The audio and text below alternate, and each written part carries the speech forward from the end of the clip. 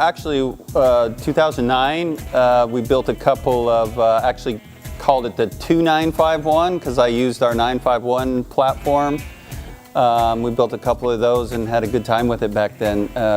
And actually everyone who rode the bike was like amazed after they got off of it. The problem was back in 2009 there wasn't the supportive, like the tires and forks and wheels. And well, we were able to kind of get by. It wasn't of a caliber to be able to run like a full World Cup season, but J.D. Swangen raced a lot of the Pro GRT series here in the U.S. on that bike. Was that the sole reason that you didn't pursue 29 because of the tires and the components and stuff like that? Or Yeah. was there another reason? No, honestly, I think at the time it was because of the like I said, the selection of tires with the proper tread patterns, casings, compounds, that sort of thing. Yeah, and forks. At the time we were running an upside down fork, so it worked okay. But yeah, it was probably more because the industry wasn't there yet with the support of things. Do you find it frustrating the industry is slow sometimes to...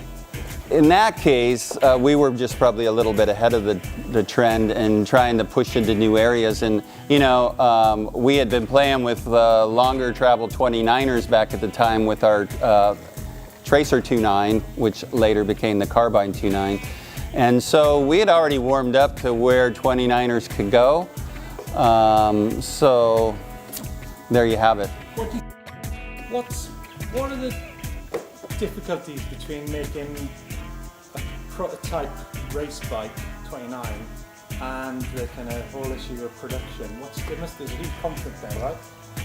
Well, the thing in the past that's probably kept people from doing it sooner maybe is you always run the risk if you have an inline product that would conflict with something new that you want to get your, do proper testing, get your team out there on it, that sort of thing. And as soon as people see the new bright shiny something new on the horizon, then the current inline model, it's like it's all over.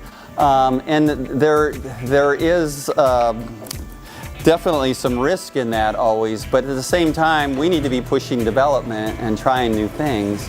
And so, sometimes you got to pay the price of that. Now, honestly, if I were to look at the Intense Factory Racing program from a pure development stage, it's a perfect platform for this sort of thing. And so there always has to be like a meeting of minds between like sales, marketing, and product development. And sometimes there's some pretty healthy discussions that go on there. And to decide, is this right, the timing and whatever. But in the end, when I'm really excited about something and feel like I'm on a good direction or something, usually it's the product that comes first in my mind and where we go with it. So, we're pursuing this.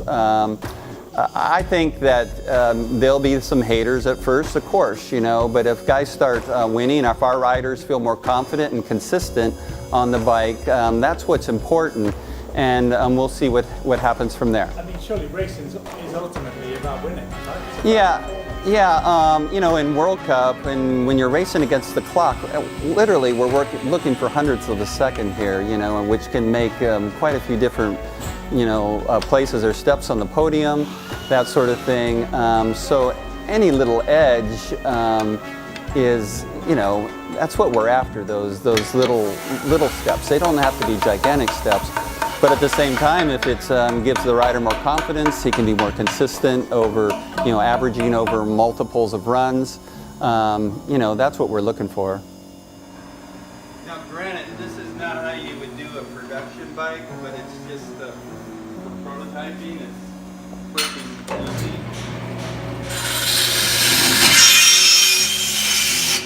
But to be honest with you, I work more like a sculptor, so it's kind of a freeform, kind of, and then there again, it's just a process for prototyping to get things done quickly.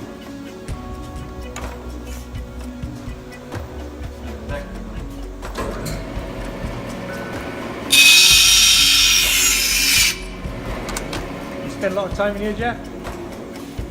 Oh, this is the place, right? Where the action happens. Yeah, it's like, you know, kind of like the artist studio is the way I would look at it.